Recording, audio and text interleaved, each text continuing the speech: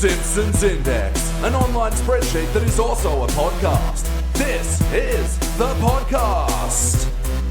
Coming to you from SideQuest Studios, this is the Simpsons Index. 20s versus 30s Wasteland, Part 4. Oh, yeah. Drama. Thrilling conclusions. Will the boys make it through? Yeah.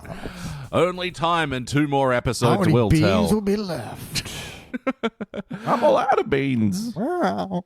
So if you're noticing we're sounding a little bit more energetic than last week's episode, yeah, we kind of slept on it. It kind of broke me. So we decided to, sleep, take the last 2 in the morning, and see how we feel. Of course, I am joined by the Wasteland band, BT Calloway. Ahoy, beans. And Jordan Frost. Howdy. Yes, the insanity has not subsided as we go through this final stretch of the Wasteland and see which is 20s versus 30s who reigns supreme in the Wasteland category. So is that one a good award or a bad award? I don't know. It's like King of the Pit. Well, Yeah. we've had that discussion before. It's like, is it better to reign in hell or... Yeah. Yeah. Do you want to win a golden raspberry, for Yeah. example? Yes. Yeah. Like, if you're going to be in the running, you may as well win it. At least that's an accolade. Exactly. Like, no one is putting on their profile, raspberry nominee. Like, Yeah, exactly. I was about to say, there's been a few people over the years that have gone and actually accepted their golden raspberry. Vanderbilties. yeah. Haley Berry, famously. Yeah, nice. Cool. Wonderful speech. Yeah. Yeah, anyway, so today we are reviewing an episode from season 20, and I didn't quite realize when when I was doing the research for this one, but yeah, this will be the last 4.3 episode that we're reviewing on the Simpsons Index. No more Square TV. No, that's it, because we finished off the first 19 seasons, and we're working our way through the rest of it, and this is the last remaining episodes of the 20s, the first 9 that were in 4.3. That's a shame. Yeah. We did boot this one up, and it was you immediately noticed the aspect ratio. Yep. As you so often do. I notice these things. I went to change my TV's aspect ratio. Oh, I got this all squished up. No, this was correct. This was Season 20, Episode 7, MyPods And Boomsticks. First released in November 2008, it was directed by Stephen Dean Moore, written by Mark Wilmore, R.I.P. In this episode, a new Muslim family moves into Springfield, but befriends the son Bashir, and after one night at the bar, Homer immediately is suspicious of this family and suspects they are up to no good. And in the B story, Lisa gets a MyPod and racks up a big My bill and has to go down to Steve Mobs, I think they're calling him, and it's not much of a story, but neither's the other one. Hey guys, what do we think? I have a strong opinion that this episode should not have been made. I think that they do not have the nuance or the wherewithal or to make an episode that, I guess, tackles religion, especially in the US, sort of in a post 9/11 world, anything to do with Islam. Yeah. Simpsons writers should have been like, you know what? This isn't for us. Let's just not do it. Yeah, was this before or after Homerland? Because I feel like this was before. Before Homerland was 25. That's fucking weird, because that makes Homerland significantly worse, because at least this has the take of there's so much media portraying all Muslims as terrorists that naturally Homer begins to believe that. But at least there's the suggestion of that's the wrong angle to take. Yeah. It doesn't work, but at least that's, a subtext they have. That's fucking weird. Well, to give the episode some credit, apparently, it was praised by the Council on American Islamic Relations and the Muslim Public Affairs Council. And guest star of this episode, Shoria Agdashlu, was given an award by the latter organization for her role. Okay. Look, It was praised for what? just praise. It was just praised in general. From memory from my research, it was just praised for, just highlighting ignorance and people jumping to conclusions and all that stuff, and how people should, Which think is twice. a fine thing, but as I'm sitting there watching this, I'm like, but is this a plot I want to watch? On I my just think Simpsons episode, for me, No. I don't know about you, but not particularly. Yeah, I don't want to watch Homer making drastic assumptions about someone else because of their religion and race. Like, that's not, even though he's highlighted to be wrong, it's just not a thing I want to watch him do.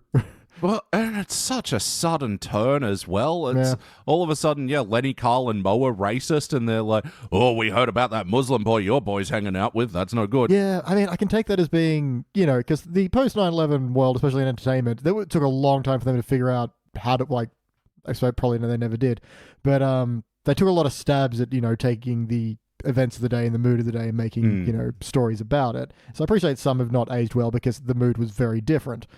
This one's just, so I can take Lenny and Carl's sudden racism as being, this is what the climate is like and how it's affecting Homer. But yeah, it was just weird to hear them saying those kind of things like, guys, I want to like you, stop it. Yeah. And apparently Shora, the guest star who played Bashir's mother in this episode, she was from the show 24. I recognize the voice and I'm like, is that a... Yeah. Yeah.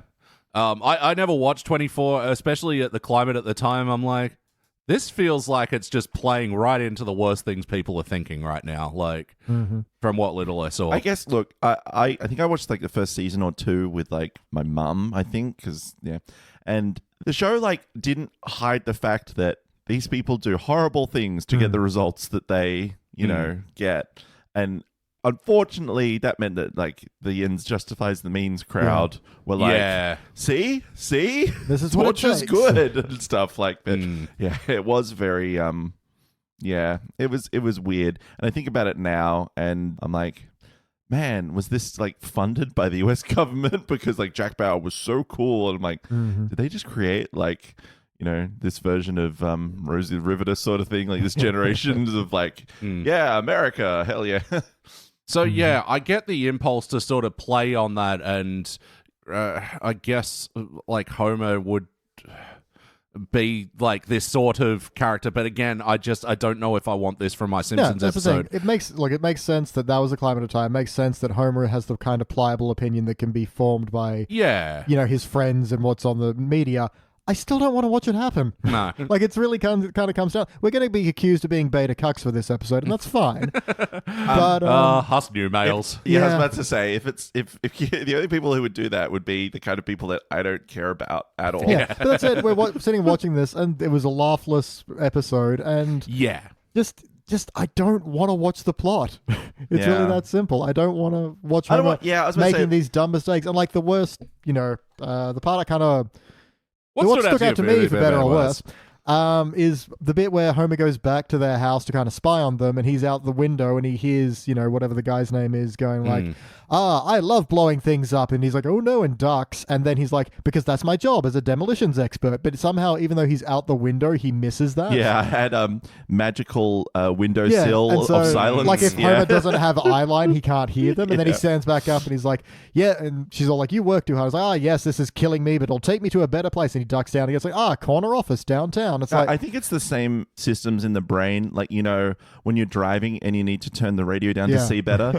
Like, but it's like, even if you're doing this plot from a storytelling perspective, either keep the audience in the dark for longer so there is a bit of the suspense, because he does go to Guy's home and his garage is full of TNT, and that would, be a suspicious thing if you didn't know what he did. I still think that's technically, I still think that is suspicious, because you shouldn't, I don't think demolition experts take their work home with them. They can't work from home. Bring this dynamite to where my son and wife sleep. Yeah, exactly. But I'm just practicing in the backyard, just getting ready for tomorrow. Just getting that TNT ready, so either keep it more of a, reveal later, or don't have that. It's so dumb, and it makes it so annoying that Homer can't hear. You're just like, why is this still a plot when literally you've solved it, except by the magic of, not being able to hear what you can't see. Yeah, that's the thing, the half-hearted reveal of this whole thing as well. And that you do raise a good point, just keeping the audience in the dark, because once especially that they do the reveal, it's just made very clear that we're just going through the motions here, and we're just waiting for the time to play out as we know it will. Someone would be like, Dad, you've got it all wrong. And it's like, yeah, cool. And there's no, like, what the fuck's going on from the audience when Bart is at the demolition with the family as well. Like, again, not that I want this plot to play out, but yeah, we should be having a moment of, wait, what is Bart doing here? What is going on? And yeah, us as the audience are just like, oh, that Homer. Yeah, and that could be your reveal moment if you wanted it to be. Bart's there, and then it kind of cuts over, and he's all like, oh, I can't believe you get to blow your buildings up. And he's like, well, it's a very careful, his line of, it's all working out the maths of how to bring it down safely, yada, yada, yada.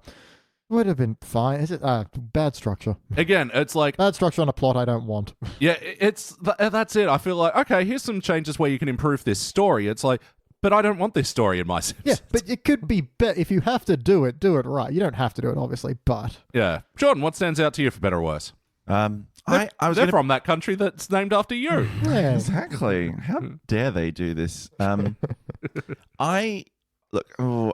thinking between two, but I think the main one is probably going to be the dream that Homer has in... Yeah. That was baffling. That shows there's two musical stings, which are a legally distinct A Whole New World and then a legally distinct Friend Like Me. But then it's like, it's 30 seconds of Dan doing his genie... Which I think he did for the show, right? He did for the TV show. Yeah. In fact, on Starring Springfield, the Patreon exclusive podcast, we review the movies that star the cast of The Simpsons, and we reviewed for that Return of Jafar, which is the second Aladdin movie, direct-to-video sequel. And yeah, Robin Williams didn't want in on that, and so yeah, Dan Castellaneta was picked to be the genie, and for the TV series, but for the third movie, Aladdin and the King of Thieves or something. Yeah, Robin Williams came back. So there's a little brief history of Aladdin and Robin Williams. Yeah. Because I was like, oh yeah, I think I remember doing the Aladdin TV show as well.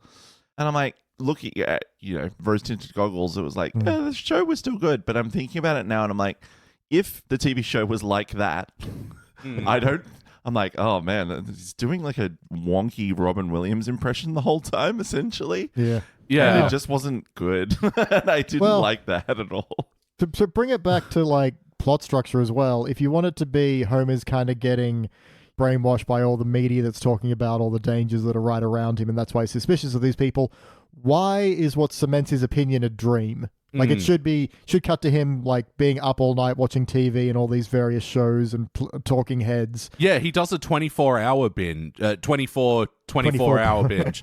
Yeah. Because that's the thing that bothers me in this, like, I know you've got to move the story along, but these quick turns of characters has been the common theme of like things I don't like in these Simpsons episodes where, yeah, Homer rocks up at the bar, he's all, oh, this new Muslim family is great or whatever. You guys don't give him such a hard time. And then Mo shows him one small clip from 24 and he's like, well, my entire opinion has changed. Yeah.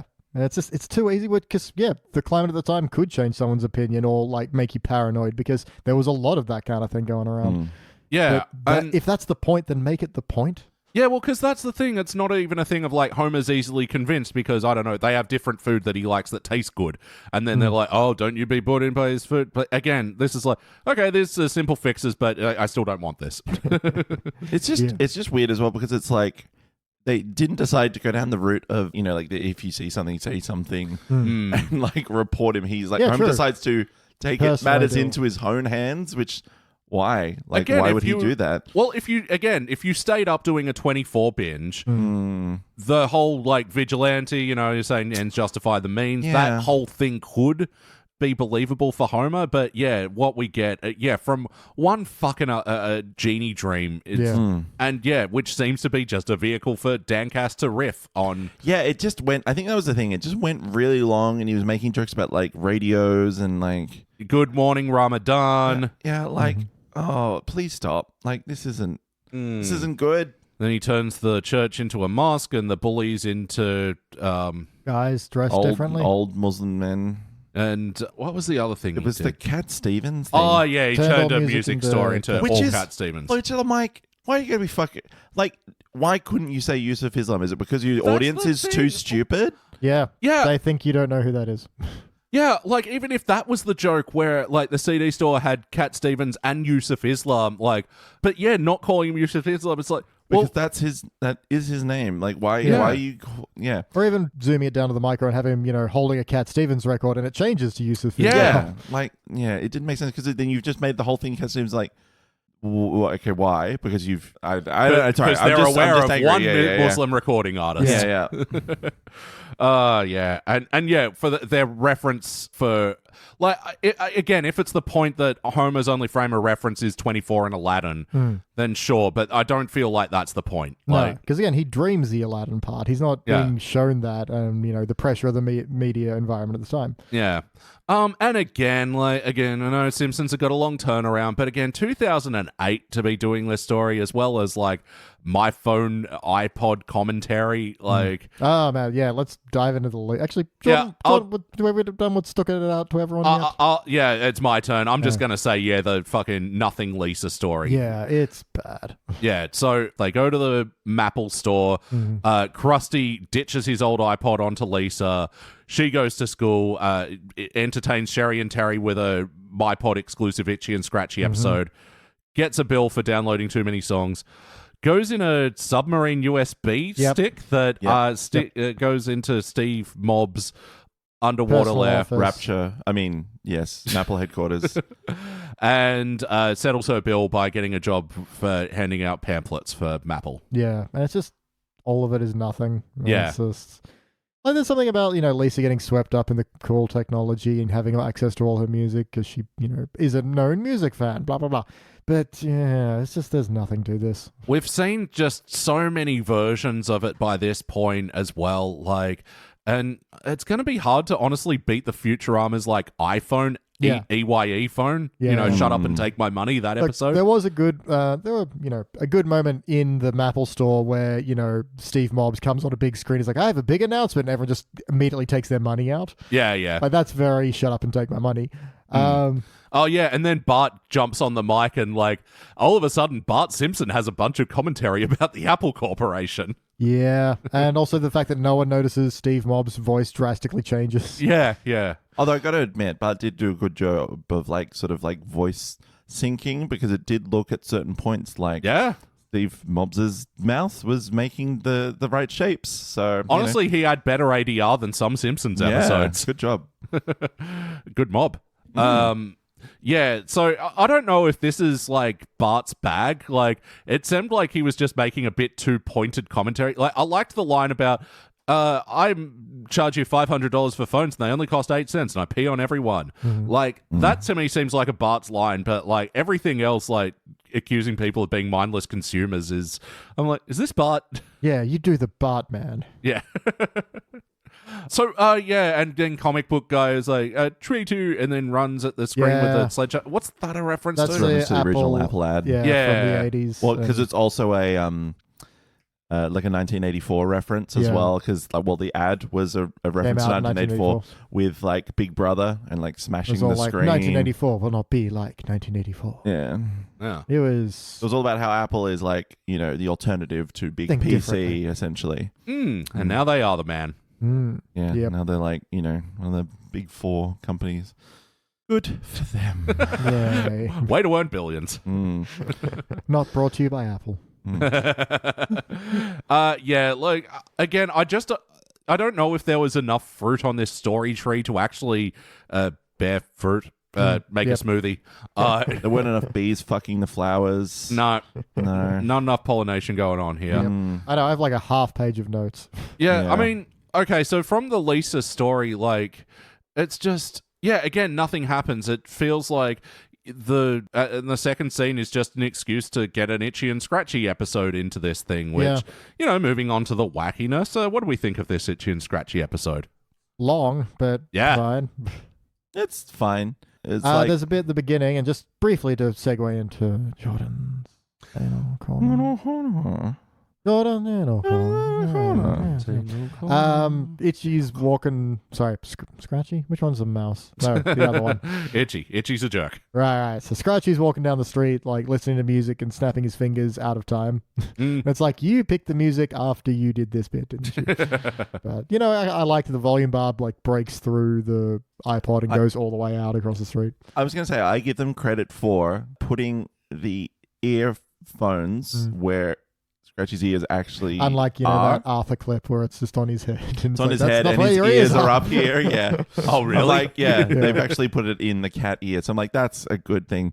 I was going to say just before that, Lisa is showing the music to Cherry and Terry. And this is part of John's corner. No. How can she hear the music? Because she's like bobbing her head along. Because an iPod doesn't have a speaker. He's got it memorized. Yeah, baby. Well, apparently, I found out this Birth of the Cool is her favorite album of all time. Oh, yeah? Apparently. Really? From some source I read somewhere. Yeah. So I'm like, oh, okay. Well, maybe it wasn't from this episode, but they're keeping it in. So I'm like, that makes sense. Fair enough. Yeah.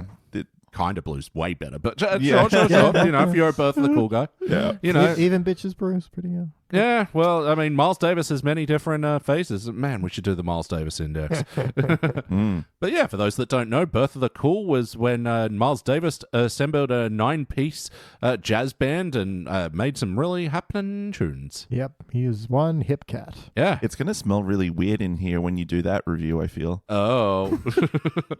But yeah, to me, the Itchy and Scratchy sketch ended with the whole volume bar joke. Yeah. Because, I get why that was like a MyPod, iPod, whatever the fuck, exclusive episode because that had product placement in it. But then all the rest of it with It's like Oppenheimer. Yeah, Time machines. essentially, right? Yeah, it puts Einstein's brain in Scratchy's head, and then he's like, I'm going to help him create the A-bomb. And oh no, I feel bad about all the animals that died. Yeah. It's just like so many extra bits. Yeah. Also, man, those fish and octopus should have been vaporized instantly, right? Not like thrown out of the water. But also, they were mutated enough to feel pain and get nice, adorable eyes to say why. I'm still sort of confused around when is Itchy and Scratchy set? Because if you go by this episode, then I guess it's sort of in the 40s because now Scratchy is responsible for the birth of the atomic bomb. Yep. But then afterwards, Itchy knows that Studio 54 is going to happen and goes forward to the future, I guess. If it's all the past, then they would know about those events. If it's all the past? Yeah. But they haven't happened then if they're the past. No, it's all in present day. They go back in time to create the But that's A-bomb. the thing. They didn't go back in time to create the Yeah, A-bomb. He built a time machine. Yeah, to go back and warn himself not to make it. Not to make the atom bomb. Yeah, true. Okay. Yeah, no. So yeah, when the fuck is this episode set? They're all over the place. And he has a MyPod, so... Yeah. What the fuck? Again, the sketch should have ended at the thing, and then it would have been an Itchy and Scratchy sketch length, not this whole I guess extended maybe thing. it's in a world where the Manhattan Project was shut down midway through, and they kept Einstein's brain on ice or because something. Einstein's brain ended up in a jar. Yeah, Itchy took it and put it in a jar, I guess. Oppenheimer saw Oppenheimer and was like, "Oh my god, I Is can't that let what I'm this gonna happen." do? No way. Yeah. Should have gone to Barbie. So for plot reasons, it happens to because Sherry and Terry are about to walk up to Lisa to tell her that they hate her, and then they're turned around because she's got the shiny new toy or whatever. Yeah. But that doesn't mean anything. Yeah. Yeah. I thought again it was going to be, hey, I have friends now. Oh no, they only care because I have an iPod, and that would have been a plot. but I conversely thought it was going to be I don't need friends anymore I have the because iPod. I have my I have Apple products. Jesus Yeah. Christ, mild workshopping of this just improves it so quickly. It's baffling. These people worked on this for months. That's what I mean. It's so strange because obviously South Park famously has a very, very short turnaround. Yeah. And they still manage to do cohesive episodes. So how does this happen? Well, less these days. yeah, but yeah, sure. yeah. I mean, yeah. Point taken. Point taken. Yeah. But no, their workload and ethic, for back then. But yeah, these days, God, New South Park is abysmal. I used to think Master Trey Park are cool. The more I learn about them, I'm like, I don't know if I like them as much anymore. Actually, No. yeah. But yeah, were there any other wacky moments that stood out to y'all?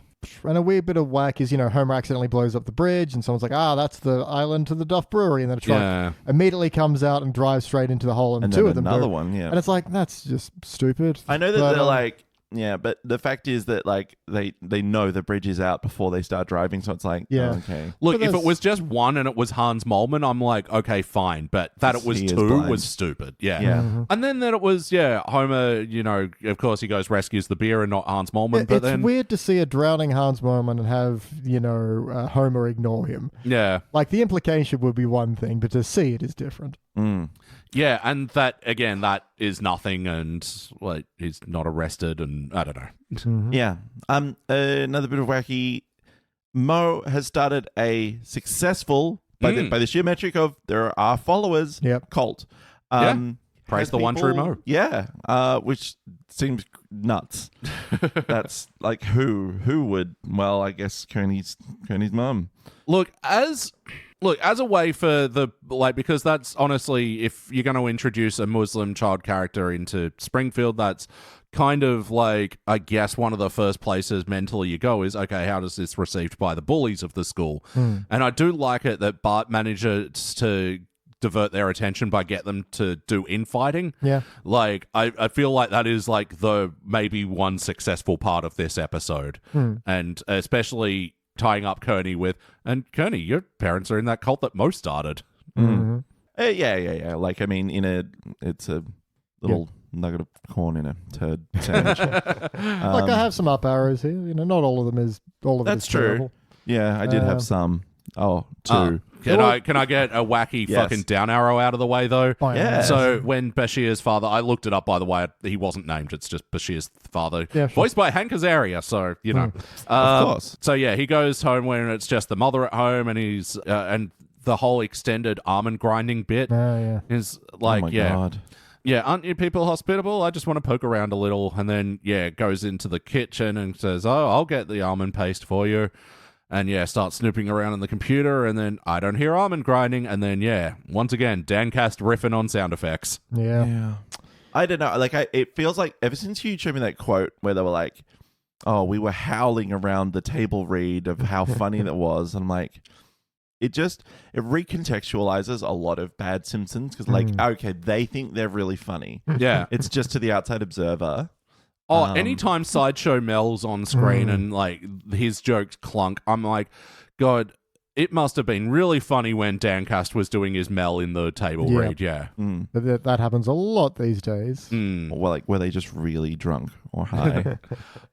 So you said you had some positive notes of Wacky. No, just positive notes in general. Yeah. One was so small, but it was whatever. It's when Homer's in the bar and he's getting convinced, and he says something like, someone could convince me with like some like showing a TV clip or something like that. And Mo just gives this small little, all right. Like, okay, I'll take that challenge. Like, yeah. And it was just the line delivery on that was pretty funny.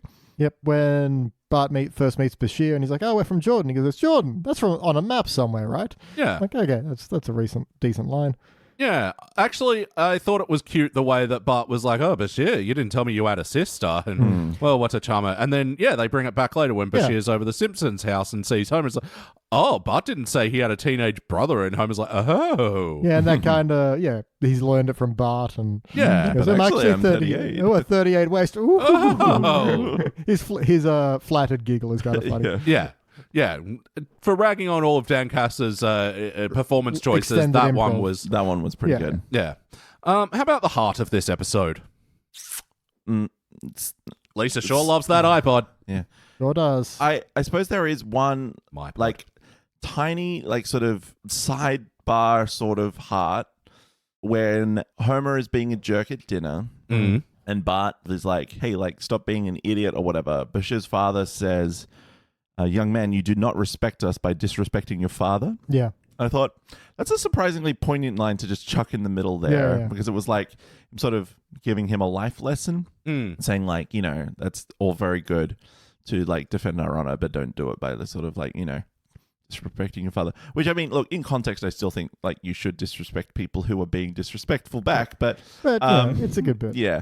So I'm like, that was sort of like a little like, okay, well that shows the sort of family bond that this character has. I do feel there was a missed opportunity in that scene because Homer brings out like the cake with the American flag, and I wanted him to have a line like, if they cut the cake, they hate America. But if they refuse to eat the cake, they hate America. Yeah. We're very damned if you do, damned if you don't kind of moment. Yeah, very like L in Death Note. Like, but if they do this, then yeah, it's like, okay, that reference is going to fall flat. Never mind. Sorry. A lot of it's all right. tumbleweeds in here. Honestly, I should be studying up on Death Note because No. Simpsons do a Treehouse parody of it. Yeah. And apparently Death Note fans frothed over it. Oh, man. Look, I might Oh. anger some people. Like, I can't imagine. Frothy. I don't know what the Venn diagram of people who like Death Note and listen to this podcast is, but man, come on. Grow up. Death Note is so stupid in so many ways. In a lot of ways, it's so fucking dumb. But anyway, I get why you like it. I read the whole thing, but I'm like, come on, man. Anyway. But yeah, that flag cake scene. Like, and that Maggie goes to eat the flag, and Homer goes, that's poison. So Yeah, it's like, that's it's crazy. Such hardcore jerk ass Homer because it's Yeah. like He was I was literally- going to poison these people. And it's like comedy. the implication lol. being he was going to murder 3 people yeah. in cold blood. So Or that's at the very crazy. least, make them very sick. That's super wild. Yeah. In cold cake. I guess I just think if like Yeah, poison, if you say I think- poison, you think deadly, I yeah. think murder. Yeah. Mm. But yeah. Yeah. Maybe straight up murder. Okay, whatever. Yep, once again, Simpsons trying to drug people, or successfully drugging them. So, leading perfectly into, did it feel like an episode of The Simpsons? No. Again, I don't want to see this plot happen. This is not yeah. a thing I want. It to me though, it is like the perfect example of this era Simpsons. Like this is exactly what I would expect, and they hit out of the park with that. They nailed doing bad Simpsons. Yeah. Like, oh, yes, you've forgotten the formula. And oh boy, no, bad. Don't want to watch. And yes, did feel like late era. Yes. Look, I like Bart and Bashir. That's cute. I just wish it didn't get the plot baton passed to Homer, because that's where the episode falters for me. And it's like not out of the realm of possibility for Homer to do this, but like I think the episode doesn't do a good enough job to motivate him properly. And they also don't reset to 0. So Not really. I guess they didn't show them racially abuse them out of the town, I guess. So that's good. They didn't decide to put that to celluloid. Nope, they just had them over for a lunch and put up the Pardon My Intolerance banner, which has been paying for itself, apparently. Yeah. Yes, no, would you watch this one again? No. You know when we talk about Golden Retriever Homer? Yeah. Golden Retrievers aren't racist. Yeah. They're dogs. I mean, I don't think anyone should watch this ever again. What would you change, BT? I mean, we've been through it. Change the whole Homer plot and the whole Lisa plot. You know what? To start over. Yeah, because look, there were bits early on with Bart defending this kid and trying to helping him fit in, and that was sweet. Yeah. And then, look, maybe you could even get into a thing of like he starts doing pranks with this kid and the kid starts getting in more serious trouble because of, sure. he's new Muslim kid in town, and that's, the hot button issue at the time. That's a microcosm of the same plot, basically, but just smaller. And yeah, Bart's doing a bad thing. The kid's getting the blame, and he's like, "I didn't even want to do this. I'm just going along." yeah, it's like, why are you punishing one kid more than the other? Yeah, It's that's like, good. Yeah, see, there's nuance. There's and it's not giving me racist comments from Lenny and Carl. That's really weird. Yeah. How about you, Jordan? It should have been that Homer was trying to also defend. Like I get why they did it the way they did, but I feel like it could have been nice to have like Homer also defend this, new family that's just moved Yeah. Springfield, and that could have been a part of the plot, is that Homer is also trying to, help with this, this family's like acceptance and tolerance, even though he does this, he sees some weird suspicious behavior or whatever, but he wants to hope for the best, like, give them the benefit of the doubt, maybe. Yeah, you want the evidence to mount, and Homer like not want to like. Homer's like, oh, I suspect this, but like, like, yeah, you want him to be like, holy shit, the evidence is starting to get overwhelming. Like, you Yeah, want, but but even then, I'm like, That's the thing, don't do this. Even on plot improvements, I'm like, I still don't want to watch that story. No. Like, I don't want to have this issue in Yeah, my... like I said, it's not a Simpsons 2008 era joke to make. Yeah. no, it's meant to be the escape from the world. Yeah, exactly. Shining a harsh light on it, sure, but like, not Make this. it maybe just make it a B plot with like Bart defending Bashir from like bullies, and then like in a different episode, and that's all you do. You don't mention anything else. Yeah. Because I mean, of course, representation is important and everything, and like, yeah, there is probably a way to do like a new Muslim kid at school, and yeah, that it's like we haven't seen this kid again since. Like, yeah, it feels very. We had it once, and everyone's tolerant. yeah, that's not representation. Like a one-time fucking quote unquote effort. So just keep him in the background. Why not? yeah, I mean, truly, like they keep Allison in the background. exactly. They don't get Winona Ryder back. Like, Yeah. but yeah, I mean, to take it away from that, like, to like, if maybe change the Lisa story, like A lot. again, you can make this a new fucking popularity thing, and like that, yeah, people are in, like she's sharing around her iPod and all this exclusive MyPod only thing, and then yeah, she's racking up the bill and Gets sued by Apple for distributing their content. yeah, sure, like yeah, multiple users detected, and you can have a whole 1984. I think I don't know. It's just weird that like Apple being such the company that we know that they are would allow someone with no credit to just rack up so much Also, debt. hang on a second. That's Krusty's iPod. Yeah. Oh, What's the other yeah. thing? I mean, the At bill no should point really would Lisa be going. even be paying for it. Yeah. Yeah, bring him back into the story. Like, you But racked then- up 12 grand in songs. Yeah, But also, I feel like Krusty wouldn't know and wouldn't care. Yeah. Also, man, that bit of Krusty at the start was like, don't get me started. isn't someone Why going to is it get me me started? Like, fuck off. Yeah. Shut up. That wasn't funny the first time. Yeah, Dan Cast is really getting fucking grilled in this episode. Look, and so he should. it's the script. It's not his fault. Yeah. I feel like maybe this was an era where he's like, I'm the real star of the show. Everyone knows it's Dan Cast all the way. Yeah. Yeah, we are here. It's time for final notes. I can't remember if I did hand in my pocket when doing it. I did. Well, fuck. I've got nothing then. It's a final note, and we're going to read them. And Last chance to get your points across. yeah, So do it fast. Because it's final. bit of Mary Jane by Alanis Morissette. You think I would have re-listened to this album before doing this bit, or kept track of which ones I've done? But you'd be wrong. I'll start it off. Look, or if we're talking about things we want to change, I want to see what else can start from Bart going to the mall and having all the family return one Christmas gift guilt-free. Yeah, and I did like everyone's returning Bart's kitten calendar. Yeah. And then, yeah, well, screw you. I won't get you a present at last minute again. Damn, those are some ugly kittens. That's a good joke. Yeah, that was okay. I like Lisa walking into the Maple store and being like, "It's so sterile." I liked how they telegraphed from the beginning that they were like, hey, this episode's going to be pretty racist. Yes. So what we're going to do is we're going to have a Martin Luther King Jr. as that's right. Mall like a mall Santa Santa, style, yeah. and going to use his famous catchphrase about like emancipation and like For the his challenges lunch that break. people of color face and everything It's about his going on lunch break. Yeah. Free at last. Yeah, that's cool. Isn't that cool? Isn't Yeah. that funny? Do you like that? Again, of all the places you could have gone from the premise of, yeah, the Simpsons are arriving on the 26th of December.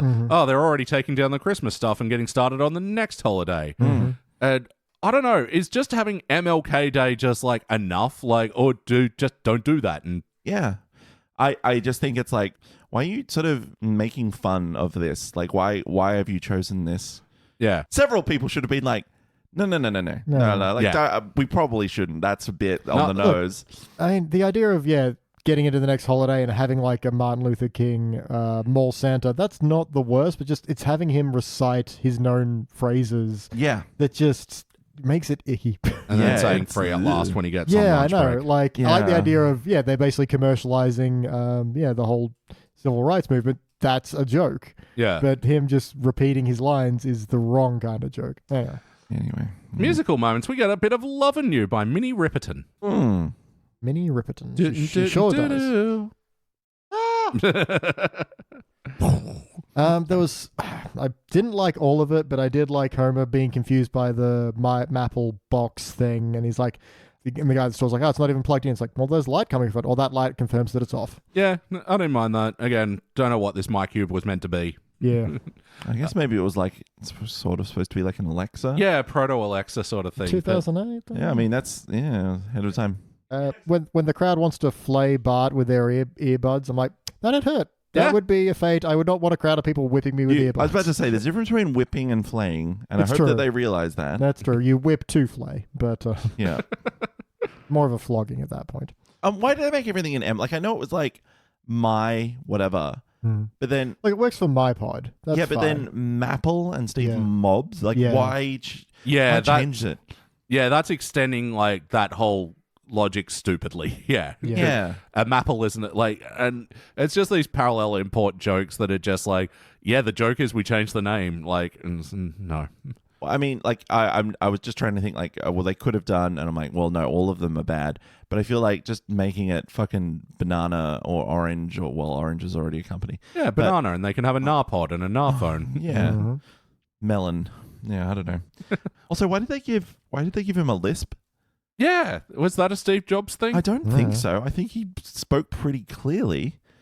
Why suddenly had a lisp? I'm like, I don't think that's.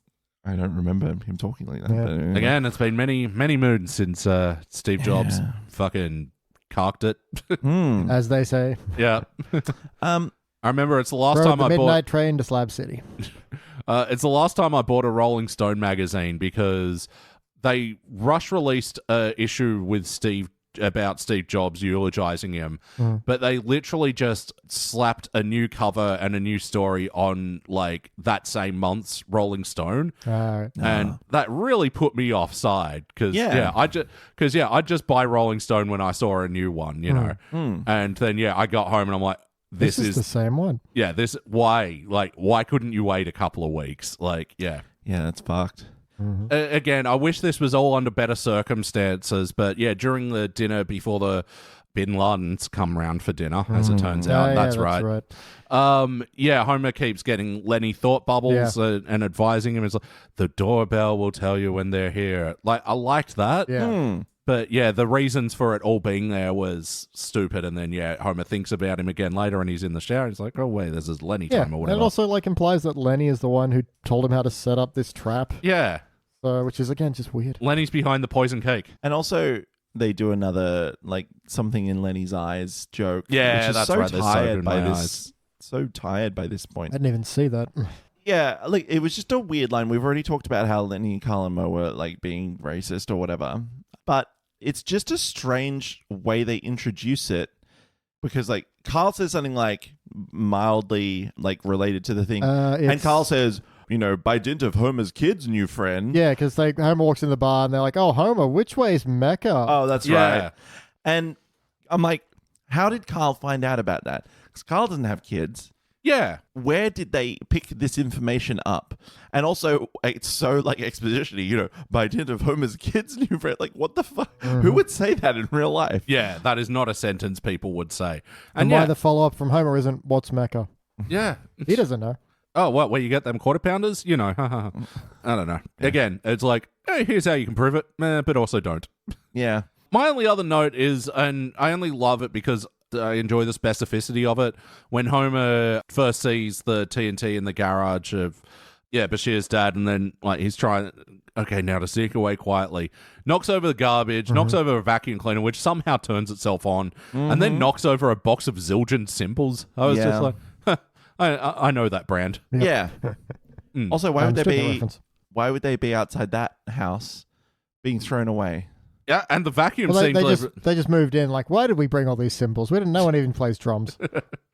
Yeah, again, just the specificity of it, and like, actually, I enjoyed it. Speaking of the TNT, this isn't really. Oh, it's sort of Jordan's Anal Corner. Jordan's Anal Corner. Because the episode title is called "MyPods and Boomsticks." And I get, without context, you might go, oh, it's a stick and it goes boom. Yep. But traditionally, a boomstick has been a shotgun. Yeah. Since Evil Dead 2. Yeah. And nobody will take that away. So That is not... No. You can't recontextualize Boomstick. Boomstick will be a shotgun, and it always will be. Have you guys seen Bed Knobs and Broomsticks? Not for a very long time. I have no idea. And I can't conceive what this movie is possibly about. There's a bed that's falling from the sky. There's a bed that's magic, and if you turn the bed knob on the end, it flies. I can't remember. It's been a very, very long time. I remember liking it as a child, but also I was an idiot. Some would say still am. That's all my notes. How about you guys? The whole Homer bluffing his way into their home. We're talking about... I can't remember the first thing he does, but then he's like, oh, we should look it up in the Corona. Yeah. It's like, Praise Oliver. Yeah, this made me cringe. Oh, this was a 5 cringe episode. This was getting up there. Yeah, we haven't used that word yet, but this was seriously cringe. And also, I'm just like when he's hacking the computer. I mean, I sort of did appreciate that he just had to turn it on and went, "I'm in."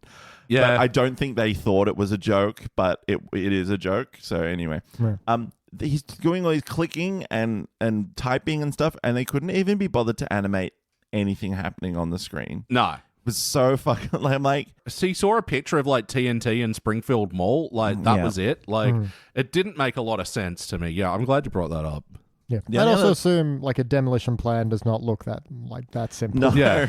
But you gotta, play to your dumb audience is what I'm taking from this show.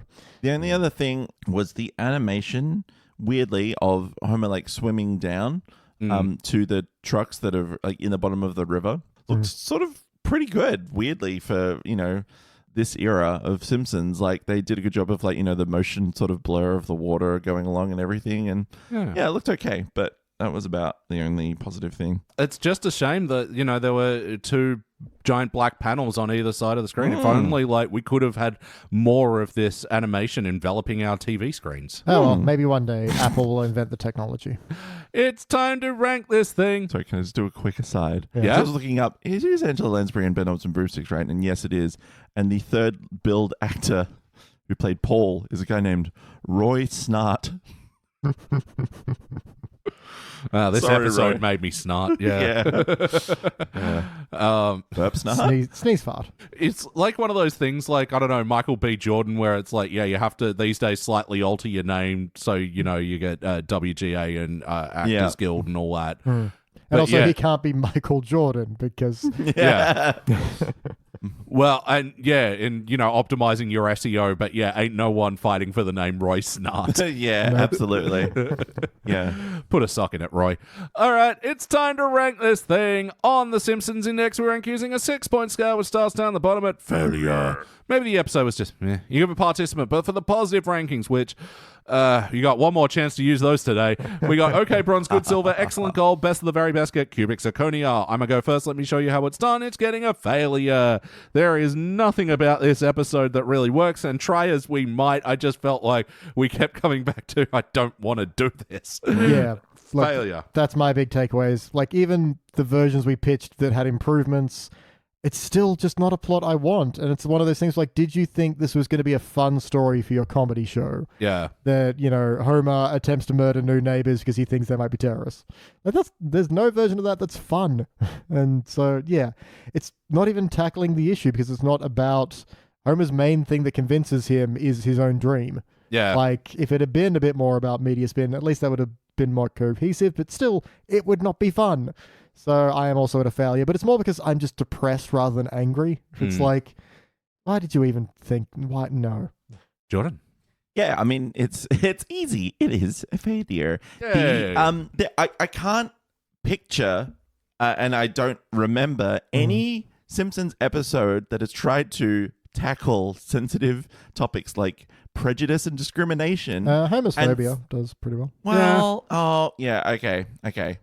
Look, it is rare. I don't know. I do. But, I mean, it is rare. But like the fact that like they're trying to, like I said, in this sort of post 9/11. I mean, 2008 it's 14 years ago, but you got to like think about like just before Bush is like voted out. So people are not happy about the war on terror right now. Yeah, true. Things are still like happening in Afghanistan and Iraq in 2008. I'm sure at this point, like we haven't pulled out yet. Like, did they think they obviously thought it was okay? And I can't for the life of me figure out why. Yeah, look, if the Council of Islamic American Relations We're like cool with this. this. Like, I think that is the best interpretation that you can give it, is that it shines a light on incorrect perceptions and how big a fool you look like. But yeah, when we get down to it, was this comedy show funny or entertaining? Nah. Well, I mean, maybe they were like, this is good because it was like maybe the only positive thing that an American television show would put out. Like, it was like, this is the best we're going to It's like, get. it's this or 24. Yeah. Oof. All right, unanimous failure. We are giving this the index finger. And this is the first episode from season 20 to be given the finger. All right, I wow. had to double check my work, but yeah, That seems surprising. we hadn't give a single season 20 episode of failure, which you'd think would speak well for it. But yeah, there's a few. I think there's a shiny failure in there. Yeah, there's a few shiny failures, some dull participants. It's still not a great season, but yeah. So that officially means that from season 16 all the way up until what we've reviewed in season 33, every season had at least one failure. All right. Wow. Nice. Just, yeah. And yeah, keeping in mind, yeah, we haven't reviewed a lot from 34 and 35 yet, so time will tell if Simpsons can keep up their failure streak. Yeah. Oh, I'm sure they'll I not believe in disappoint us. them. As we move on to our last episode, season 35's Do the Wrong Thing. What? How wrong will they think? We'll find out when we return.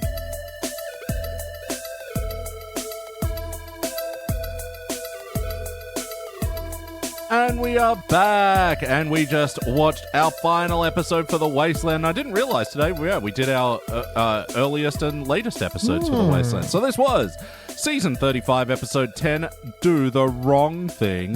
What? First released in December of 2023, it was directed by Rob Oliver, written by Joel H. Cohen. In this episode, Bart and Homer get some success cheating at, like, what would you call them? Just obscure sporting events? Just Things that you'd see on the ESPN8 The Ocho, I think. real stuff you'd read about in obscure sports quarterly. There's rock skipping and axe throwing and Although axe throwing has, been... Well, I think maybe it's on the way now, but that has been big now for a while. Yeah, it's sort of replaced bowling as an activity you can sort of get your friends to, or do a corporate event, or take on a date. my first date with Key was at a axe throwing event. Is that right? Yeah. I'm like, I like to make the women of my life more dangerous. It's a hell of a thing. Do you want to go axe throwing? Yep. Come on, let's throw weapons. It's I a just thought place you had called Maniacs. It's nothing to do with It your... was called Kiss My Axe. Thank you. and that's nothing to do with your Lizzie Borden fetish. No, absolutely nothing. The pin-up girl, Lizzie Borden. And in the B story, Lisa wants to get into some exclusive summer camp run by a university or something. And shock horror, Marge cheats on Lisa's application to get in, and then Bart and Homer feel bad because they made Marge cheat. And guys, what do you think? It was possible. Yeah. Like, this is the way you want to end a wasteland, with just mediocrity. Yeah, it was like, like we can see the end in sight. And this was like, it's like the last hour of a long plane journey. That's it. We didn't have to cheat our way there. We didn't have to pretend we reviewed those episodes. Ooh, only half an hour to go. Ooh, only 20 minutes to go. Ooh, only 15 minutes to The go. last 15 minutes always goes so fast. So it's basically, we're already there. Yeah. So put your tray tables up. Let's bring this Wasteland in for a landing, and I'll ask BT, what stands out to you from this episode, for better or worse? I forgot to do that. How about you, Jordan? I guess the thing that stood out to me is that to anyone outside America, the references in this episode make almost little to no sense. Because this whole thing is about a big scandal that happened in like 2019, 2020. Yeah, you two seem to clock onto this, and I well, did eventually there's a bit where, Lisa's application to this summer camp, and someone comes around and it's like, oh, we're really looking forward to you being a part of the rowing team. And it's like, oh, yeah. So this was a thing where one of the biggest contributors was Lori Loughlin, famous for her role in American sitcom Full House, where basically they paid the university to be like, hey, pretend our daughters are in the rowing club so they can get better merits. Oh, I do remember this. Yeah, She's in jail now, isn't she? I don't know. I know she was the one who's getting the most weight put. an I attention, know yeah. there was like actual jail time talked about. I don't know if she ended up in jail for it. But yeah, because they really seem to zoom in on when they went to, this is Springfield University campus or whatever, USC. And that which felt was like a very... University of South Carolina, which was one of Right. the main schools involved in it. Yeah. That was a very this is the thing we're doing. And I'm Yep, like, you get I don't it. know what Yeah. you're doing. Oh, sorry, University of Southern California, not South Carolina. My bad. I dare you besmirch the good name of South Carolina. I thought your family was North Carolina. We are. We hate those South Carolinians. There's the one like Felicity Huffman, I think, was also involved in it and everything as well. A lot of people and whole big scandal, and they were all like, "But we're allowed to do it. We're successful, famous people." Yeah. Okay, the buying their way into college thing. Yeah. Like lowering entrance exams and things like that. Yeah. How do you think they handled that? What's the thing is because it's so offhand, because they loop in a whole bunch of other high-profile names and things like that. They're not necessarily related to this scandal, but like I said, like Americans take college sport so very seriously, almost like as much as like the professional leagues above them. Oh yeah. And like I couldn't give a shit about our tier 2 competitions in Australia, like at all. Like I don't keep track of anything like that, and I wouldn't be able to tell you any of the teams. So like it's for anyone outside of America, it's like unpassable to sort of understand like why this would be a big thing, and then like to then make like I know that the major audience of this show would be American people, but yeah, it was just like I felt like they had to do more to like I know that they put the initials there and they had little sign gags in the background, but like if they just made a reference to the actual thing like once by name, then maybe it would prompt people to like go and Google something or like it was a little too understand general because even like things the university has the Sandbankman free hall. Yeah, And it's which like, he's not really a cheater; he's a scammer. So like, Slightly is different, yeah. is scamming cheat? Well, like, sort of.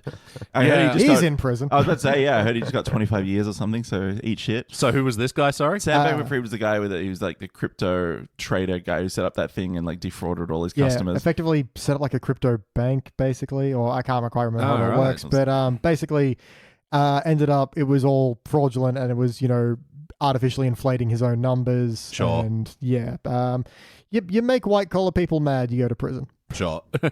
But yeah, I did get the reference with the dean of this school, which was Dean Belichick. He was he was a football guy that was found cheating. Oh, no. Bill Belichick he was a coach of the Patriots and they had that Deflategate scandal. Yeah. Where they like, hadn't pumped up the balls enough to make it easier for Tom Brady to throw or whatever and blah, blah, blah, blah, blah. Yeah. Similar to our Australian cricket controversy, Tapegate. A lot of gates out there. Sandpapergate. Sandpaper. Oh, yeah, that's right. He was using sandpaper to rough up the ball. Oh, it's so to bring fucking this dumb. back- Stop making it gate. Like, Yeah, stop we need using another- gate for We stands. need another suffix. To bring If back there's ever a controversy about drinking water, Yeah. you're going to... Watergate, yeah. But yeah, just wanted to say that Dean Belichick was played by Ken Marino. Yeah, good old Ken Marino. Who's just an absolute delight. Recently watched him in The Other Two. He did a fucking magnificent performance as a child star's agent in that. And I will talk about that show more on So Do You Like Stuff, available on patreon.com/sidequeststudios. Go subscribe now. Did you find something that stands out to you for better or worse? I did. It's a little just background joke, but I like that so many of Homer's prizes are just in camo. Yeah, this is a thing. Is this a thing? I'm going to guess just because they're all, like grills and quad bikes and stuff. I took it to mean like because they're like they are sort of Very making a dig at rednecky like kinda. southern, like style you got- competitions. You got axe throwing and cornholing, which again, outside of America, they're playing cornhole. What? Yep. Yeah. Well, the but thing is, like, have you ever seen some of the videos around like their cornhole leagues and stuff like that? And like there's scandals involving like, the bags didn't weigh Really? the 18 grams that they're supposed to be and stuff like. And it's taken really seriously for a very silly game, really. Yeah. Look, all games are silly. Yeah, quite frankly. true. When you want to break it down, it's like, you want to put this soccer ball into that net over there, and don't use your hands. Except that guy, you can use your hands. That guy can use his hands, but he can't leave this little square. So this whole story kicks off when Oh, so he's got the camo grandfather clock in the background. Yeah. And it's like, Marge, you want this wet lady's ghillie suit and stuff like that. I just Okay. what's a ghillie suit? Okay, it's like Jordan's a- anal corner. Oh, Sorry. man, I have to Corner. explain what a ghillie suit So is. ghillie suit is what like snipers wear to make them look like a big lump of right. moss. You know? Yeah. What is a lady's ghillie suit for? So yeah, it was pink and camo. So okay, yeah. I imagine that exact product exists. Yeah. So- Is it like if you got lost in like there was a big truck spilling of like strawberry ice cream or something like that? Yep. Like what is that? You like I get the joke. It's like, haha, it's pink for girls. Also, fuck off. But Yeah. also, like when the pink frogate wars come, George, you'll be looking for your. yeah, but like it's just Pink like ammo. what the fuck. Anyway, it's just that really actually annoyed me. I'm like, what? I get the joke you're making, but what does it mean? Yeah. What's the second meaning? Like, yeah. Anyway, Yeah, so this whole story kicks off with Homer's entering a fishing competition because Abe was apparently like a multi-year champion at fishing. yeah, which Yeah, has that was been all weird. mentioned all the time in the previous Simpsons episodes. Oh yeah. Guy loves his We fishing. knew that. For example, yeah. And yeah, it turns out Bart weighed down Homer's fish that he caught with marbles, and then Homer was proud of him. And then, yeah, that starts setting off the whole them cheating at all these like smaller sports. What kind of gets to me about this episode is that pretty well the whole third act is dedicated to. So yeah, at the second act reveal, it's Lisa suspects that Bart and Homer were the ones that like faked her admission and got her into this college summer camp. Yep. And it turns out it was Marge. God, that wasn't heavily telegraphed enough. But then the whole third act, it felt so unevenly weighted because of that, because that reveal happened and then Homer and Bart's guilt about making Marge a cheater. I really thought when they got picked up and taken to the university, and Lisa's like, oh, they know all about it. I thought it was going to be like, we need you to join the rowing team. We're down one. And she's going to be like, oh, I can't. I cheated. And then Homer and Bart were going to have to cheat so she could succeed at rowing. And that would be joining the two plots a little bit. It would be so much better because the majority of this third act just took place in this dean's office, and it was just... And talking about cheating and how, it's great and everyone does it. And yeah. And again, because I didn't initially get what they were referencing, I was just like, what are we doing here? It's just a lot... It felt like a lot of knowing wink jokes. Yeah, and I like, could have enjoyed more of a, proud speech about why this country was founded on cheating. Sure. That would have been fine. And yeah, it just kind of is. And it's very much, hey, did you read this thing in the newspaper a few years ago? Yeah, look at this. Hey, remember the Houston Astros cheating scandal? Well, I hope so, because we're referencing it regardless. Again, I only know them as that team that our friend Ryan Duncan really likes. Hey, Ryan. Hey, Ryan. Yeah. What's up? Sorry about your team. Sorry about the shot stealing. What do they call it? Sign stealing scandal. That's what they did. What? They stole I'm so Yeah, confused. you know how pitchers, the catcher will make a sign to say like Yeah. this is the type of pitch you should throw. Mhm. They have they set up sort of things with like cameras and shit like that would relay what the signs were and then like decode them so that the batters would know what was coming. Okay. Yeah. I mean, that's some pretty advanced cheating. I'm almost impressed. And it is, and they got docked a whole bunch of points and shit for it, I think. Is that cheating, though, if you can just decipher a code? Like, Well, the you're batter not- shouldn't be able to see it at all, though. Yeah, well, okay. they're not allowed to have like TV screens that show like other parts of the field and stuff like that, but they were using like secret hidden camera for like someone in the bleachers with like a camera and Oh, would relay okay. the information to the Yeah, and then he's gonna someone throw a would make a curveball. sign to the batter and it was like, no, That's a lot to happen very quickly. yeah, well. Have you watched baseball? No, Oh yeah. my god. It takes a long Holy time for it. shit. Actually, there's something I only learned the other day. So you'll probably already know this, Jordan, as our sports correspondent. Yep. The seventh inning stretch. Like, do you know what this means, Beej? I'm busy trying to think of what like sportscaster names for Jordan would be. Oh, Like yeah. Jordan the Iceman Frost. I like that. You know. He's got some cold takes. No. No. So the seventh inning stretch is literally the point where everybody just gets up and has a stretch. Yep. Yeah. Like, And you see I didn't know that. I thought it was like a technical term. Like this is like a particular play that has to happen at No, it's everyone get up. I know you're all tired and your butt's asleep, but Why don't they have this for other sports? Like Yeah. Well, you think about it, right? Like halftime jazzercise. Like so like okay, like a game of NFL, right? yeah. Made up of pronounced Nuffle. it's like 4 quarters of like 15 minutes. And they said like how much actual game play actually takes place in that? It's about I think it's like 22, 25 minutes worth of actual Yeah. the ball is getting thrown and Moved run. about and stuff. And yet a game of NFL takes fucking 4 hours from start to finish. Like how does that Mm. Oh my god. your sport sucks. I'm sorry.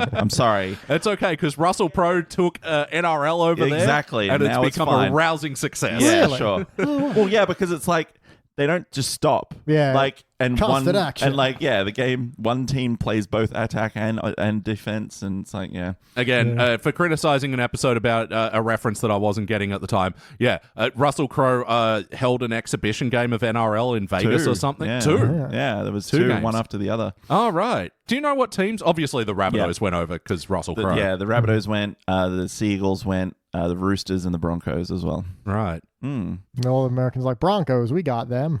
Yeah. What's a Rabbitoh? I was just thinking that. Is Rabbitoh like an opossum thing where there's actually a distinction between a rabbit and a rabbitoh? I don't think so. Or is this just an Aussie It's thing? just you can't say, go the Rabbits. Go you rabbits, you good things. It's Rabbitohs. It's pretty funny that, Sounds we like have a cereal. Rabbitohs. Yeah. Yeah, they're Aussie tricks. Yeah. Yeah. We really want the quackers. Silly rabbit. Like, we should have Those are for kids. Yeah, we don't like. That's the thing. Like, we chose to do like the sharks and like things like that. Why don't we have like well, I mean, we do have the kangaroos as the national team. But we don't have like the wombats or the Yeah, because they're awesome. Everyone loves wombats. Well, the one that baffled me was the new NRL team, which is like the Redcliffe Dolphins or something. Yep. And I get it, you're a seaside town, so dolphins, sure. But yeah, when you think of football, you don't think of aquatic animals. Certainly not a dolphin. I know they're racist, Miami but Dolphins you as well. don't want that association with football players. That's already been made. Well, I think and then they're red and gold. They're the least dolphin-y colours. Yeah. Well, this is the thing, right? Like, It'd be like the Redcliffe Good Kickers. well, I was saying like up and down the East Coast is a great spot for whale watching. So those have been the Redcliffe humpbacks. The Redcliffe Humpers. Yeah. But yeah. Go but the Humpies. it's funny because it was like I was like, oh wait, the teams playing the other night were the Broncos and the Dolphins, and I'm like, wait, did we just do it for the SEO to try and steal some of the NFL? Sure. That's good. Anyway, this fucking episode was it a wacky episode of The Simpsons? I There were got a some couple of blacks things. here. Let's see. I guess they're cheating. It falls under the whack category. A lot Yeah, of it was very outlandish. Yes. I liked Marge vacuuming, and then she has like an attachment for a tiny vacuum cleaner to vacuum the dollhouse. I'm like, okay, that's funny. That's good. Also, I think Marge has a problem because like she has to vacuum just the little. Well, they weren't even like dirty. They were just like when you shift the carpet the other way. Lisa's just walking around in her shoes, mind you, her dirty shoes, on the nice carpet that Marge just vacuumed. And she has to like do it straight away. Like, I think she needs maybe some help, some therapy. Again, like this was a moment in this episode where they thought you were going to be bored by the dialogue and exposition happening, so that they cram in background jokes like that one, and then later on when Homer and Marge are talking about the cheating thing, Bart's just riding around on his quad in the background, and Yeah. I don't remember that actually having a joke attached to it. No, Like, it was just like, hey, look at this in the background. Any person with ADHD? Too bad you're watching this now. yeah. Yeah. Just really quick one at the start of the episode when Lisa is trying to get the recommendation letter. She's telling Principal Skinner, with big gaps in between, like all the things that she's done, what is the art club parliamentarian? What is that supposed to be? Is it like the school council has a representative from all the from clubs? I guess. But like parliamentarian? I was too distracted by how off Skinner sounded. Oh, Yeah. man, the voices. Okay, so Skinner and Kent and Marge at the start, I had to write down, like, these all sound bad and, like, wrong. They're all bad. It is kind of a miracle that, like, when looking at this, that Yardley and Nancy have held up so well, Oh, because yeah. Well, they're very close to their natural voices. So. yeah, but I mean, see, with the adults, like Burns is like, well, he's old, I guess it's still sort of, and same with like Kent or whatever. But yeah, and we've already gotten used to how bad Marge sounds these days. But then, yeah, if the children didn't sound like children, like, yeah, these are women in their 60s. Like, dude. Yeah. Nancy's voice just drops. Yeah. Yeah. Like, because Kent sounded a little bit off, but then I heard Skinner and I was like, Yeah. fuck me, that's I mean, awful. Not to throw entire shade, I do like when we get introduced to Skinner. When we get introduced to Skinner, he's sitting there just gluing chalks together. Yeah, Like, okay, I enjoyed that. That's very low budget and kind of the menial task he would love doing. Oh, but then, I'm sure I've got a recommendation template on my software here, and he pulls out a floppy disk, puts it in his A drive, and then Like an prints out. 8-inch floppy disk for everyone playing at home. Oh, Not yeah. even like the, hard floppy disk. Like, well, why are they called floppy disks? Yeah. And then Yeah, but that whole thing is just a sequence to and the printer caught fire, and Lisa goes, never mind. Dot Matrix printer, weird fucking playlist that we've stumbled upon today. Yeah. The Dot Matrix printer playlist. Yeah. Yay. Other wacky stuff, and this sort of falls into the, when it was in one of the previous episodes where they couldn't think of a funny third thing, so they just went with two. Bart goes, I've cheated on all kinds of tests, school tests, COVID tests. Yeah. And I'm like, one, how do you cheat on a COVID test? What are you talking about? Like, but it's something we all know about now. What? Like, are you trying to... We're with it, kids. Cheated, like... You wanted a positive result, but you were negative, or vice versa. But what? I did see a thing where someone tried to claim they had COVID, and it was just clearly they'd done the second line with a biro. That's pretty funny. But yeah, I just thought that was really stupid. I'm like, you couldn't think of one more test, driver's test, something like. Yeah, Bart cheating at a driver's test is funny. He's not supposed to be taking that. Yeah, but no, I think they were banking on COVID test would be the joke, and it's just it wasn't funny.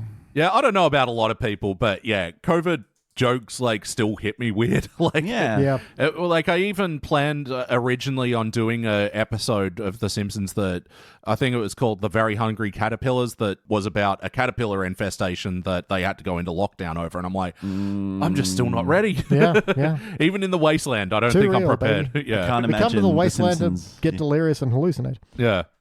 But, weirdly enough, 2020 was the best year for our podcast by far. No one could escape That's us. so weird. Yeah. Like people were searching for something to do. Who would have thought? No one. Yeah. So how about the wackiness with the cheating? So Bart puts a drone in a cornhole thing. That wouldn't work. You need the air, but Yeah, whatever. but good enough. It was all okay, sure. I mean, a bit weird that there's one bit of cheating where it's ultimate frisbee, and their way of cheating is to have Santa's little helper run in and grab the frisbee. I'm sure that would be disqualified, and you can try again because absolutely. of act of dog. Yeah. I did like the axe throwing one, which was super strength magnet, broad axe strength. Again, that was a specificity joke that I thought, yeah, quite good. One thing that I think we all ought to be... actually, how was the groan count for this episode? Yeah, this is important. Oh, this was only a 2 groan. Taking away a lot some of it beans was for that. There was that whole third act was just I felt like I wasn't even paying attention because nothing interesting was happening on screen a lot of the time. No, they were in in that dude's office for the entire time, and it's okay, you're doing the end of the third act. Oh, I've learned something today. Yeah. For the entire third act, and it just got boring. Homer realizing over and over again, oh, we corrupted Marge, and fucking started out the act by puking for ages. Yeah. Guilt vomiting. Guilt vomiting. We smelled your guilt vomit, whatever. I'd vomit if I disappointed Marge. That's fair. That is a fair point, yeah. But also vomit inducing. So when Homer and Bart are cheating at the... Yep, you know where I'm going. Homer and Bart are cheating at the poker. Bart, to signal to Homer to something, has a control, and what you see is a rectal... massager, it says. Yeah, and then you see Homer visibly vibrate all up and down when Bart presses that button. Yep. And then he keeps pressing it for shits and giggles, pardon the pun. While Homer isn't into it, watch. which is fair enough. That's okay. To each their own. Yep. Again, weird that it's being controlled by his 10-year-old son, but... Yeah, very weird. And then later What's on. even weirder, however. Again, someone's delivering dialogue exposition in the foreground, and in the background, Bart's playing with this thing, but Santa's little helper is the one vibrating. You're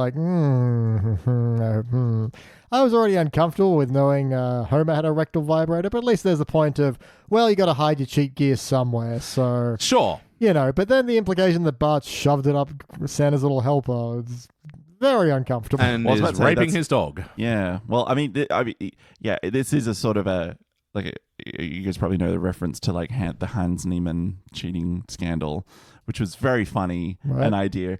You don't know? I don't know anything. Oh, okay. So this was in the world of chess. So Magnus Carlsen. Here we go. Magnus Carlsen is the world champ. He's been the best chess player. Calculating by ELO, he has the highest score of all time. He's a genius. Anyway, he lost a match to this other guy called Hans Niemann. And people thought it was really suspicious because Hans's moves were sort of weird, but they were considered top ranked by Stockfish, which is like this chess bot that is like plays the perfect chess game. Right. And it was like 100% sort of Exactly matched what the bot would have done. Yeah, but people were like, oh, that doesn't seem like a move that like a human would make, and so people were suggesting that he was getting the moves fed to him via, well, they used anal beads, but like, just basically like a vibrating butt plug essentially that someone else was controlling and then like would buzz to give him like the move that he should play. And it morphed into this whole thing with like, there's a... So this actually happened, or was it speculated? This was real. So, no. Okay, so The- it like... the I think method of pretty play- sure he was cleared because he sued like chess.com and he sued Magnus Carlsen for suggesting that he cheated and all this so stuff. it's theoretical, this is how he did it, but no one's... Yeah, but like all these jokes like came of it and anything. And anyway, basically there's a really famous chess streamer called Hikaru Nakamura who was like streaming and people were like sending him like, haha, like all these like new chess pieces, and one was a butt plug and he didn't get it and he was like, is that a spoon? I don't understand. And it was like, poor Nakamura. He's just trying to play some chess, guys. But yeah, so anyway, so this is a reference to that scandal, which was all about, that's how you can cheat at chess. And then like for the next chess tournament, Hans Niemann like had to go through like a metal detector and stuff because they were like What's up checking your to butt, see. Niemann? Yeah. If he'd put a butt So what plug do you in. reckon? Was he authentic or? Look, he's obviously a very good chess player. The other thing that like sort of damned him was he had admitted to cheating in the past, like when he was a kid on chess.com. So like he got banned from chess.com because he admitted to like when I was 16 I did cheat in a game or whatever, and so everyone was like, well, like once a cheater always a cheater, so like we can't trust you anymore. Chess world is hardcore. Yeah, so anyway, so he's still obviously a very good chess player, and like he doesn't necessarily need to cheat to win, but like there was the whole speculation was like this is suspicious, and people went through other old games and was like, this is 1-for-1 with Stockfish, so like, oh, it's weird. So it hasn't been proven 100% one way or the other, but there is still definitely suspicion about him, even though he was cleared. How was the heart? There was one really nice bit that I liked, which is not even mentioned or whatever, but it's just the fact that Marge and Lisa are just like gardening together in like matching outfits. It was really sweet. Yeah. And with their floppy hats and everything. Like I thought that was really cute. Yeah, and even Bart and Homer, Bart's pouring a Buzz Cola into his #1 trophy and Homer's pouring a beer into his. And that's that's kind of at the core of this, is they're not cheating to win, they're just cheating to bond, and they kind of both enjoy it. So that's kind of got a nice little bit of heart and anti-heart of like, they're cheating, they're bonding, but over the immoral thing. But hey, they're still having a good time. That's even what Homer says to Marge. He's like, this wasn't never about the prizes. It was always about just having a good time with the boy. Yeah. But why didn't this episode hit me in the feels then? It did. I mean, it wasn't really leaning on that enough. Yeah. I don't think it earned it really either. Like it was a silly premise, and no one really learned a lesson, I don't think. Well, that it also ends with, like, where's Bart? And then he's teaching Cheating 101 at the university still anyway. Yeah. Yeah. It's like, no lessons learned, no hugging, no. Yeah. Yeah, nothing's going to be as good as Mr. Burns' speech on cheating. It's like, why should the race always go to the swift or the contest to the strong? If one can cheat, isn't it your moral right to do so? Sorry, didn't someone say they started the, like, yoked Olympics or whatever, and it was like they were going to do an Olympics where you could do as many steroids as you wanted. I really hope they do. I still want. I want to see the cocaine relay. That's going to be some insane I want the shit. regular person participating alongside all the athletes for context. Yeah. Yeah. I love that those idea. are always So really I would good. do it. The pace human. To be like, okay, if you want to be impressed by how fast these guys are, here's just a regular guy running alongside them. Yeah.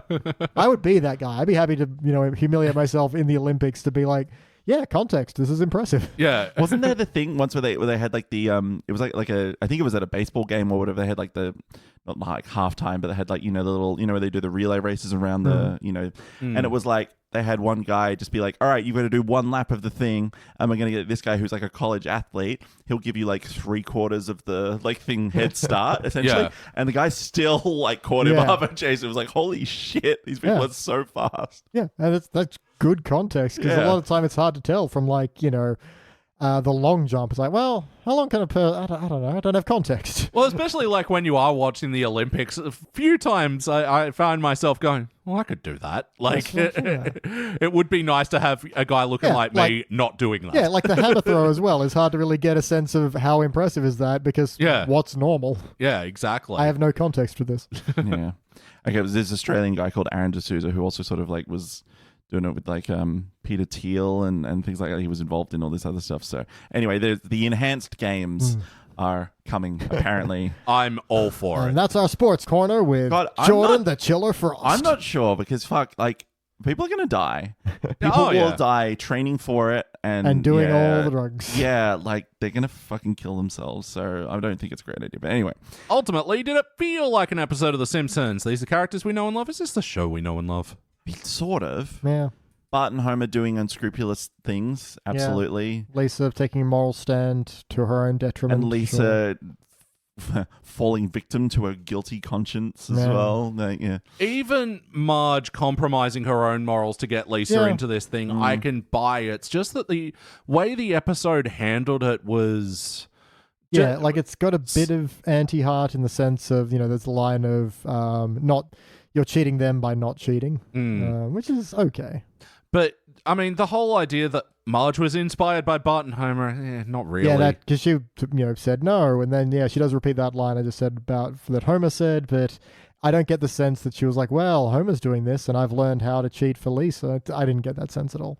No, it's weird, like, and that it was so heavily, like, Lisa accusing Bart and Homer, and they're like, we had nothing to do with this, over and over and over again. It's just like, we know it's going to be Marge, just fucking get there already. Yeah. Yeah. The other thing was like this episode, well, I mean, I noticed it this episode, so I don't know if it was more prevalent than previous ones, but there was a whole bunch of like signed gags in the background that just weren't pointed to and they were only up for like a second or two, and like that felt good. The Chiron at the beginning when they're talking about Grandpa retiring and passing it on to Homer, it's like new boring hobby heals all old boring wounds. Yeah. Oh man, those fish puns though got tiresome. Oh, they did. Next about a fish who's got a cod complex who kills something trout for the halibut. Something for the halibut, yeah. Yeah, sorry, another sign gag I liked, which try Dwayne The Rock Johnson's The Rock Rocks. Yeah, that was the good. rock skipping the rock contest, skipping, that was one of my I did like that.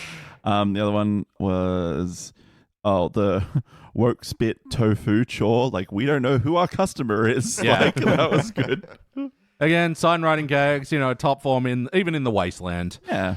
But oh no, you go. Sorry. Oh, I was just gonna say, in terms of feeling like The Simpsons, I don't feel like anyone's particularly off character. It's just the show has just a bit of tired stank about it. Honestly, yeah. I was gonna say, can we take another little quick trip to John's Own Corner for a second? Because there's three other little things I just wanted to talk about. So at the start, it says Abe Simpson, fresh off winning his 21st consecutive championship, whatever. Anyway. Did we just then skip forward like 364 days? Because now we're at the next Springfield Championship fishing. So we just won it, but now it's like the previous year's winner is doing the cast. I know, because they said he was retiring after his latest win. Yeah. So like, weird. That's a weird skip, or like, why did they just write it like that? A little differently. And yeah. Homer's boat, when he's fishing, has no oars or oar locks. So I don't know how he got it out there, apart from maybe spells taking, an oar lock. like in, The only thing I can think of was like, in Dante's Peak, where the oars and she uses the jacket to like try and I thought they meant row the where boat. the grandma gets out and pushes and melts her legs. Yeah. But they do try and use the jacket beforehand. But yeah, anyway. And the last thing in John's Own Corner is the Simpsons are always yellow, yes? Mostly. Yeah. Yes. So why does Lisa say, "Oh, I'm getting a tan from my pearls," and then pulls away her pearls to reveal white skin underneath? Yeah, true. That's not a tan. So that means the Simpsons are usually white, and that the yellow is their tan. That's interesting because it's like when Lisa gets her haircut and there's like a little bald patch of flesh under her. It just got fuzz covered in fuzz. So what is the your fuck? hair skin? Oh god! Like if they'd shown. Like Lisa steps out of the shadows and she actually has like orange skin now and it's yellow under the pearls. Yeah, or just even like a lighter shade of yellow. I didn't understand why they did that. No, again, and it was in this section where the kids are bored, so we're bored as well. Yeah. There's several of those moments, like, again, with the whole background, like when Lisa's having her big impassioned speech at the end of the episode, Bart's just bored and looking at his phone the whole time. Oh, that's also when she's trying to leave the campus, even because they're immoral, but she can't. And can't move her legs. And it was kind of sweet. Marge was like, would you like little pushes, I guess? But yeah, it was just too dragged out. It was boring, and it was boring to watch, but yes or no, would you watch it again? No. Not really. BT, what would you change? I'd make it interesting. Look, that third act, I think, is what we all agree clunked the most. There's got to be something else you can do to liven it up a little bit, or even just to make a more focused point about cheating, or a bit more heart on cheating, or to bring the two plots together a bit more. But so there wasn't anything like awful about this one. It was just mediocrity. That's what we expect in this here Wasteland, ladies and gentlemen. That's true. Jordan? Changed the plot drastically from the very beginning. So instead of Bart helping Homer cheat, which when did he add the marbles actually? We're not sure.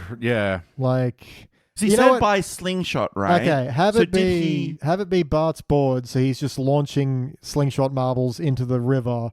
The trout eats them but accidentally, and he's like, "Oh, I accidentally helped you cheat," and that's because that's But then what I thought was he'd caught a fish, loaded up with marbles, and slingshotted it into the boat. Because how else did the fish get in the boat? Well, it's when Homer capsizes the boat, it uncapsizes, whatever. The fish is in there. But the fish isn't flapping around. It's just laying there, like it looks like it's already dead, maybe? Anyway. It's illogical. But the point being, make Bart the one that's actually good at fishing. And he's got a weird, like, because Abe says, "Oh, I just hope the Simpsons gene gets passed down to you," right? The other weird thing is, Abe's all like, "Oh, I don't think you're going to be good at this. I know you're just going to have this inherent skill because that's what the Simpsons have." So make it skip a generation, and so Homer is bad. Yeah. But Bart is good. But like Homer's like, please let me have this. Like this is like something like I want to, impress my dad or something like that, or make him proud of me. So please help me cheat in that way. I guess. And then Bart is the one that actually helps. And then just make it about fishing. Don't make it about all this other stuff because it just it's weird. Because then we wouldn't get vibrating butt plugs in dogs, which none of us wanted. You go to use my promo code. No. Go to adamandeve.com. Because I kind of like in the sense that they're going for sports that like aren't at like an excessive athletic level, like an NBA or an NFL or whatever. Like there is something about like trying to swindle the local cornhole or pickleball leagues or whatever. But the way we get it just in the course of a montage is also a little unsatisfying because, and then it's got that fucking country song about cheating and that's boring. Fucking boring musical numbers as well in this one. I just realized there's another reference in this one. I think to like, I guess LIV, but other like Saudi Arabian like sports washing scandals because they have you said the pickleball championships is in Riyadh. Where they're all fainting from like over heat and stuff like that, because that's like where they had like all the World Cup and there's all these like Middle Eastern countries that are trying to host like world events. But it's like, I mean, it's not very conducive to a lot of the sports because it is like, a 30-degree average temperature. So, but they have to make all these air-conditioned stadiums and everything. But they're like, there you go. Another reference that was like, if you know, you know, but most of you won't know. Nope. And I guess, tighten up that third act. It's just like this whole knowing wink thing. Like, there is a way to bring these plots together. It's just, the way they did it wasn't good. All right. We are here. It's time for final notes. Final Wasteland note. Final time. Last time. Last call. I liked the ad for Duff Camo. Those bucks won't know you're drunk or whatever. That's good. Yeah, that was it. Joke I really hated was Grandpa has this whole, you're going to get the fishing gene from me. That's the only thing I'm going to pass down to you other than my chronic hand hate. Oh. And then he's like flipping off like a baby and the mother and his hands are blurred. It's like, what the fuck are you talking about? Yep. And he's got this expression of, I don't want to be doing this. My hands have hatred in them. What? And again, because it's blurred out, it's like chronic hand hate. Yeah, I mean, surely even something like, I'd like to pass something on to you other than senility, would have been fine. Yes, I always talk to myself do like every action that I do on the computer.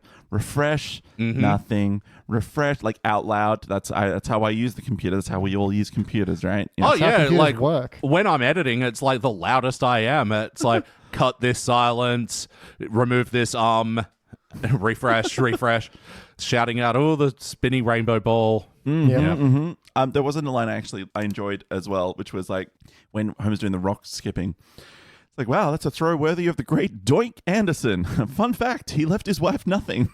Wow. Just like, weird bit of like professional rock skipping champion. yeah, like, just a little bit of dark humor for like that rock skipping world in particular. Yeah, that was good. There's a bit where Homer, when he wins the trophy, is like, I've never won anything before. I'm like, you have a Grammy and a bowling trophy and the 300 bowling trophy, and you've been to space. Again, I wouldn't really worry about it too much. It's just more if that was the core focus of the episode, like Homer being proud of something, but it's not. You don't need him being proud of this trophy. Yeah. Yeah, well, and I mean, you could argue, well, maybe they should redirect the focus into being like, oh, but I've never been good at fishing, you know, it's always been the ire of my dad that I wasn't as great a fisherman as him. Sure. But he did catch General Sermon, so... Yeah. Yeah.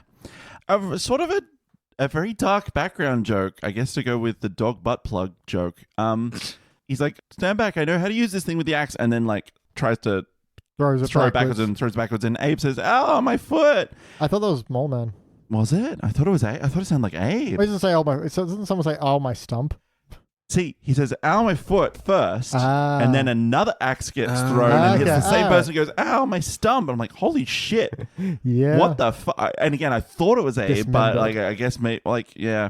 Again, But the fuck Teflon me. nature of this episode, I did write down Molman playlist here, and I'm like, Molman was in this episode? So yeah, it must have been that. Must have been, yeah. There's a bit where Marge is talking about how people should win on their own merits, and Homer just has a line of like, oh, where's the jet ski in that? So I okay. like that. Yeah. I like that as an expression. I did sort of like when Homer's doing all the sports, they have the top-down shot of the ring for the face slapping. Oh, so it's like face slapping contest, and then underneath, what have we become? Yeah. Question mark. I'm like, well, yeah, Well, because again, face slapping fucking sucks. It's like that's a killed thing. someone, I'm sure. Yeah, that a wild thing because that was the owner of the UFC really spearheaded one of the face slapping organizations and came under fire. And like in the first episode of their face slapping program, someone got horrendously concussed and went into a coma. And I'm not sure how their recovery was, but it was all like instantly like, see, Dana, this is why you just don't have people like giving unguarded, unchecked shots to the face. Like, Well, the other thing is, at least like, in UFC, you can fucking defend yourself. Like, yeah, I guess the thing is as well, like a lot of the, like there was that big guy who was really, and it wasn't like face slapping. He was putting his whole shoulder, and like getting his palm and wrist really hard, and you were basically, just fucking rattling people's brains. Like it's not. And that's not how is that a sport? Like, oh my God. No, it's a YouTube video you watch once and then go, those crazy Russians, they're doing it where now? Like, yeah. And when the Simpsons escape from all the people at the axe contest coming after them, Cletus turns around to everyone and goes, so are we all going to stay friends or are we going to drift apart? Yeah, this was nothing. Guess we're drifting apart. Yeah. And then he also had leeches on his Yeah, feet. that was stupid. Instead Instead of of the Nike Nike swoosh. Look, a bit I did like was, Marge comes to confront Homer about his cheating, and at the axe throwing contest, like, keep your voice down. A lot of these axe throwers have guns. Yeah. Yeah. Okay, I like that line. And also when they go to chase after Homer and Bart, who are escaping on quad bikes, they have to wait for their car to get out of valet parking. That was okay. And my final note is really a missed opportunity, because earlier on there's a bit where Marge says to Homer, says, hey, we need to talk. And it's like, oh, I like talking to you, but I hate we need to talk. Yeah. And then later on there's a bit where Lisa says, was it, my mother and I need to have the talk about integrity. And it's like, no, you should have said, my mother and I need to talk, and have Homer go, told you, Marge. Yeah, exactly. Doesn't feel so good, does it? Yeah, easy throwback. And I would have sworn that's what was going to happen. And nope, that didn't.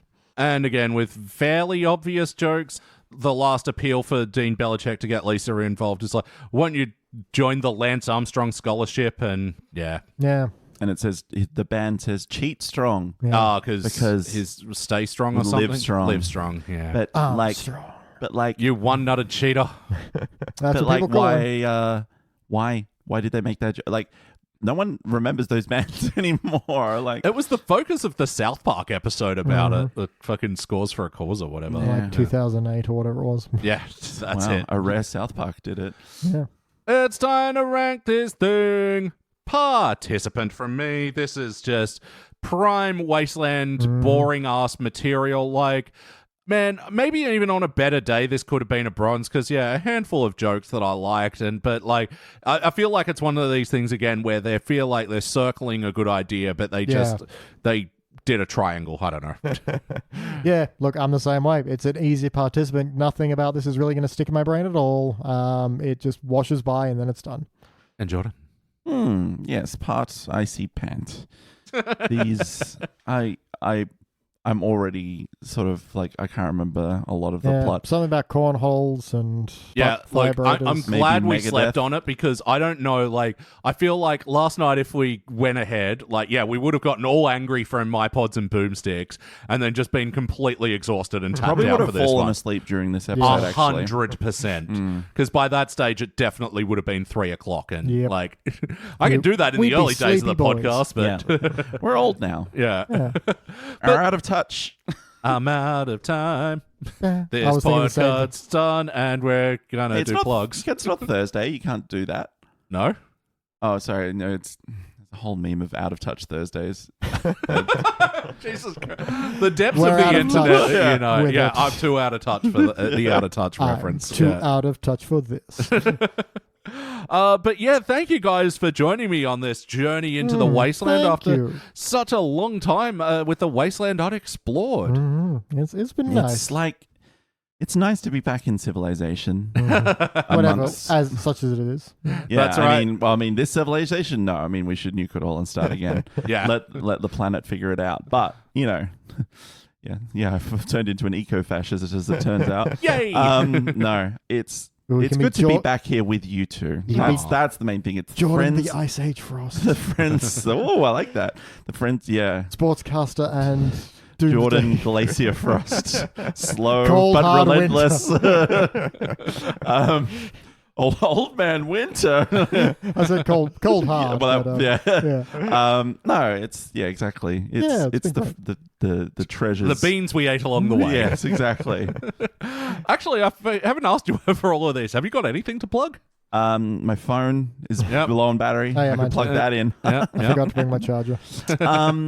No. I keep to myself. I'm a little hermit. I'm like the ornamental weirdo that lives at the bottom of your garden.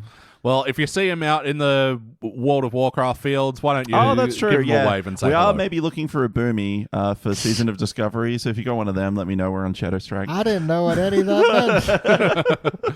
Again, in the very thin slither of the two circles Yeah. crossing over on this Venn diagram, you've just made someone's day. Oh, Yeah. Someone was just like, "Fuck you."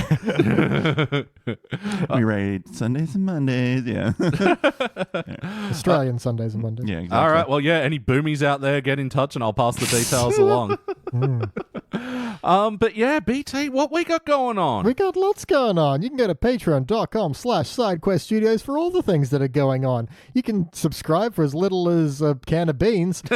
And for that, you unlock over 170 exclusive podcasts that cover just a whole range of stuff, like reviewing the extra features on Simpsons DVDs, reviewing movies that have starred the cast of The Simpsons, and just Also reviewing just things we like. yeah, things we like, stuff we listening to you fans. Sometimes you give us little feedback, little bits, and we chase those down and check them out. Yeah. Do you also review the like idle animations on the menus of the DVDs? Ah, crap! Gonna have to start that one again. Go back. In sometimes we have because they do sometimes do special features on them, but yeah, not Most of the time. No. yeah. Isn't there one with a game in it? Maybe I'm wrong. Yeah, no, I thought there was one that had like a little Easter egg, like game style thing, but like one of those DVD games that's like click, click, It's like, you know, Yeah. On my 1990s Teenage Mutant Ninja Turtles movie, there's a game on that, and it's Escape from the Sewers, and it's just, you're pressing the DVD buttons to spend like 10 seconds to load the next image, which is pretty much the same image, except it's just tilted. Yeah, tilted. The arrows are pointing a different way, and then look, so then tried. you get tilted and you throw the whole thing out the window. Yeah. That sounds like a youth slang that I don't understand. It is. Oh, let's get tilted, bro. Tilted, you get Tilted as. Yeah, you start molding, and then Well, if you want to get tilted with us over at SideQuest Studios, patreon.com/SideQuest Studios, bonus podcast every week. But for now, that's been the 2024 exploration of the Wasteland, 20s versus 30s. Which do you think won? Who was the king of the Wasteland this Was time? the one we gave a bronze to. that's Dull it. Silver or whatever it was. Yeah, that season 30s-ish episode with The Weeknd. Yeah, that really gave cool a lot of kid. upped the average for the 30s. Yeah. Because, I think it was like the only failures were the 20s seasons. Yeah. Frink Coin was a failure, though, I'm pretty sure. Frink Coin was a failure. Yeah. So, all over the season 20s were like, I mean, they were brought down heavily by the season 21 and the season 20 And the episode. season 28, that was unanimous failure as well. Oh, yeah. Yeah, the highest rank the 20s got was a unanimous participant. Woo. Whereas, Boy. Bart the Cool Kid, Shiny Bronze, unanimous part, and unanimous failure. So, Wasteland fodder. the 20s were more wasty. So, backing up the point, the Simpsons are back to season 18 levels. Yep. Well done. Back, baby. We didn't say to where. All right, I've been Elliot Jay O'Neill. That's been Jordan Frost. Goodbye forever. That's been BT Calloway. Beans. And that's all the mustard in the wasteland. Go Wasteland. Go Wasteland. No kernels. No water. Just cans. No beans. Beans. Thank you for listening to the Simpsons Index podcast, which is also an online spreadsheet available at thesimpsonsindex.com. You can also check out our other shows, like Pulp Fury Radio, our scripted fiction podcast, which tells all original stories across a range of pulp genres, and Thrones of Game, where we review Game of Thrones in reverse order. Links to those podcasts and more will be available in the show notes. And now please stay tuned for the bonus scenes! Sorry to interrupt, but our Uber delivery driver has arrived and he's messaging me for some reason. Getting food. Bacon and cheese roll. Bacon and cheese roll. Oh, wait, bacon and egg. Bacon and egg. Yeah, cheese fits better. Yeah. Bacon and egg. With a little Bacon and hash brown. egg. Bacon and egg. Bacon and egg. I set the instructions for leave it door and everything. And he's still like, oh, you didn't come out straight away. Yeah, it's like, dude, just leave it there. Everyone's okay with that. But this is a bad neighborhood. Someone may take it. Wait, have you had food stolen before? I don't know. No. Okay, all right. Now, the peak was the Uber driver who came inside and left it on the table. That's right. Yeah. Well, we were recording a podcast much like this one and sitting there going, oh, yeah, food should be here when we get out. And it's like, oh, that's weird. It says it's already delivered. So we're downstairs in the recording room and kind of came out and went upstairs and looked outside and wasn't on the front porch. I'm like, that's weird. It says it's here. And then we kind of turn around. It's on the kitchen table. That's so and it's creepy. like, so the guy showed up and just went inside and left it there. And it's like, what? Why would you do that? Do you then look for things that were missing? Like, what the fuck? Who does that? I don't know. It was our house. What are they going to steal? Fucking Nintendo figures? Like, I mean, some of these are valuable. yes. I'm looking at you, Box Boy. Apologies, guys, but I've had a couple of coffees today. He has. We can attest. I will. Don't you worry about that. Let's out of respect, we'll just stare at our own phones and not provide any more content. That's weird that he put a gone poopin' sign on his chair. I heard his mum gave him that. Oh, that's so sweet. Just the sounds of my stubble on the microphone. Just get some more ASMR for you now. I'm just going to lightly stubble. I'm just reading a post here where it's like, someone has said, the Persona 3 male protagonist would probably take it up the arse. Someone's replied, oh, the blank silent character onto which you're meant to project yourself? Fascinating. What are you doing tonight? Oh, beautiful. Oh, shit. Mm-hmm. Larian Studios was secretly one of the biggest Kickstarter backers for a modern Metroidvania classic. They dropped a 4-figure sum, never asked for the rewards. That was Blasphemous. Uh-huh. That's really cool. Yeah, I played Blasphemous a lot. Yeah, I've heard good things.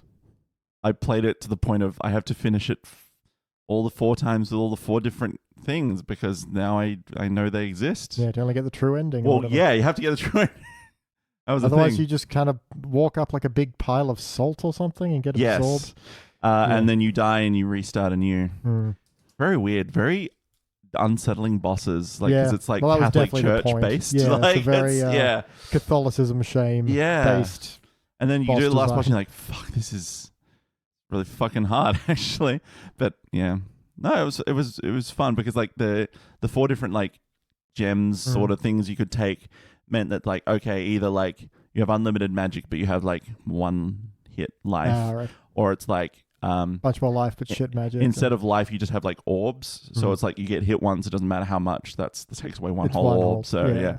yeah, it was good. I enjoyed it. Or like one that like you can't regain health, but you regain health by like killing people. Yeah. So That's something I do that in Hollow Knight as well. And I like that because I'm usually a very reserved player who likes to like, go back, double back, restock on health, and then move forward. Yeah. Whereas in games like that, you have to, the way you get health is pushing forward. And so yeah, I would find myself just like warping to certain places and then just like killing a few like easy to regain. enemies. Just like I like games that force me to change up my usual cautious play style. Usually, sometimes it's a pain, but there was just like it's always the fucking the hard jumping section with winged enemies. that's Fuck right. off. I remember. Like- I remember thinking about playing Blasphemous and then seeing like the platforming sections and being like, "Nope, this looks like a fucking nightmare." It was just this one bit because you're like climbing up this mountain, and it's like, yeah, but you haven't given me like the checkpoint is so far towards the end, and you've put this like one just like enemy that you haven't shown us before just before the gate. And like, I'm like, oh, I made it. I'm like, what does this go? Oh, fuck, I'm already dead. Shit. You got to start the whole thing again. Hated it. But no, I mean, I did actually end up having fun with it. Yeah. Like once you get the muscle memory. Yeah, once you kind of get used to its tricks and its vibe. Yeah, I'm sure. But yeah, no, enjoyable. Fucking ham and cheese croissant and quattro espresso. Jesus Christ. All right. Would you like Today a on the Poop coffee? Index. Would you like a coffee boss? Or a Boss Coffee. Yeah, that's the one. That's right. You've got those bossy coughs. Bossy coffees. Bossy Coffees. And Don't drink so much milk, Elliot. I don't know why. That's a naggy coffee, I guess. And it's like, yeah, yeah. bossy coffee would be like, you drink me now. It's like chop, chop. I was about to say, I realized I'm doing like a Mrs. Costanza impression. the Boss Coffee is going to be like, no, coffee is for closers. Fuck you. Jesus. Sorry, that was Okay, don't shoot me. Fuck. There's one bit like I don't know if you guys have seen up to it yet, but there's one bit in Barry where he's in the acting class and Henry Winkley gives him like Glenn Ross to do, but he does it. He hasn't seen the movie, so he does it in such a positive way. Like, okay, Coffee is for closers. Like, it's just like Okay, so that's weird. funny. Yeah, Barry is so good. Yeah, I've got to fucking finish it and then talk about it on a So Do You Like stuff. Like, man, NoHo Hank is I think my Yes. favorite character in TV for a long time. Yeah.